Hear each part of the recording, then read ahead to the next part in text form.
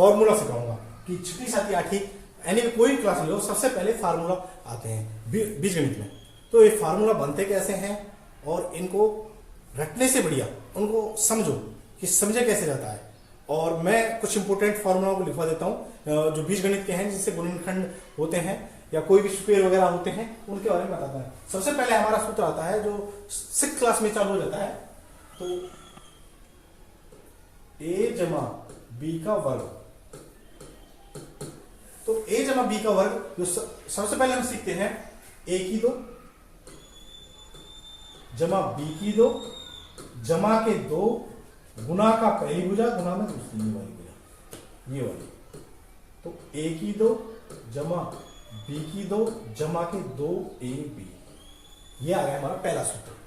दूसरा a घटा b का वर्ग, मैंने कहा पहली भुजा का वर्ग यानी कि a का वर्ग जमा दूसरी भुजा का वर्ग जमा 2 गुना में पहली भुजा गुना में दूसरी भुजा, ये होता ना।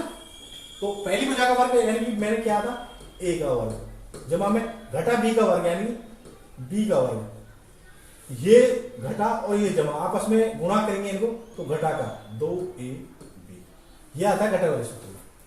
घटा वाले सूत्र को याद रखना a की 2 जमा b की 2 घटा 2ab, यानी अगर आप पहले सूत्र को याद कर लोगे तो इससे सारे सूत्र आपके सोल्व हो जाएंगे। तीसरा फॉर्मूला जो आता है हमारा a की 2 घटा b की 2, तो इसको हम जब खोलते हैं तो a घटा b और a जमा b, ये 2 फैक्टरों में खुलता है हमारा सूत्र। फिर आता तीसरा सूत्र हमारा जो होता है a जमा b का घन, तो इसको हम खोलेंगे a का घन a की 3, b की घन b की 3 जमा के 3ab, जमा का 3ab ब्रैकेट में a जमा b, इसको इस तरह से भी लिख सकते हैं। अगर इसको खोलना और हो तो इसको हम खोल के और लिख सकते हैं a की 3 जमा b की 3 जमा के 3, अब इसको खोलेंगे इसकी गुना इससे कराएंगे 3a की गुना a से कराई 3a की 2 b जमा फिर इसकी गुना b से कराई तो 3a b की 2, ये आपका खुल के इस तरह से आ जाएगा। अब इसी में a घटा b का घन का सूत्र और है a घटा b का घन, तो मैंने कहा था a की 3 यानी कि पहले a की 3 करो,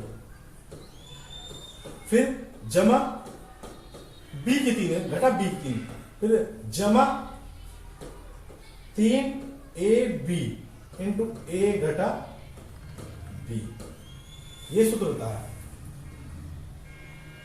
तो अब हम इसको खोलेंगे a की 3 तो a की 3, ये आपका जमा और घटा टकराया तो यहां आ गया आपका, अगर a और जमा आपस में टकराता है तो घटा b की 3 जमा के 3ab की a से गुणा करी तो 3a की 2b, 3a की 2b, फिर जमा और घटा आपस में टकराए तो घटा 3ab की b से गुणा करी तो 3ab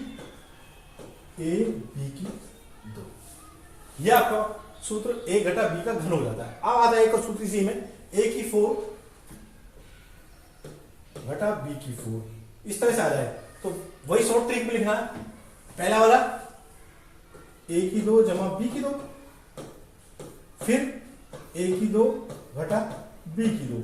अब मैंने बोला था इसके भी फिर 2 टुकड़े हो सकते हैं, इसका कोई टुकड़ा नहीं होगा, इसके 2 ये वाले टुकड़े a की 2 जमा b की 2, a जमा b और a घटा b, ये आपको याद करने जरूरी है सूत्र।